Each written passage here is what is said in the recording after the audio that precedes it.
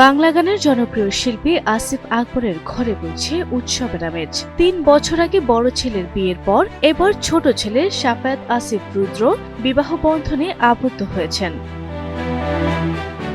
এই সুখবরটি সামাজিক যোগাযোগ মাধ্যমে নিজেই জানিয়েছেন গায়ক।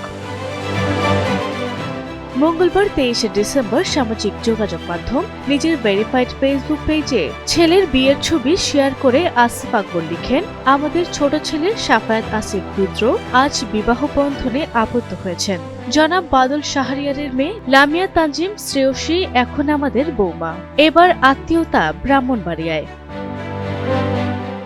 তিনি লিখেন, রুদ্র এবং শ্রেয়শ্রীর নতুন জীবনে পদার্পণ করেছেন। তাদের দাম্পত্য জীবন সুখী এবং সুন্দর হোক।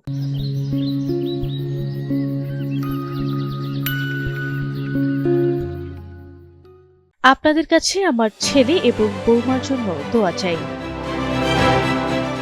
বড় ছেলে বিয়েতে অনুপস্থিত থাকার কারণ সম্পর্কে জনপ্রিয় এই গায়ক লিখেছেন, আমার বড় ছেলে শাফায়াত আসিফ রনও কানাডার টরেন্টোতে একটি ব্যাংকে সাইবার সিকিউরিটি নিয়ে কাজ করে, ছুটি মেলেনি। টরেন্টোতে বড় বৌমা ইসমাত সেহরিন ইশাতার পরীক্ষা থাকায় তারা বিয়েতে অনুপস্থিত। তাদের খুব মিস করছি, আর এটাই জীবন।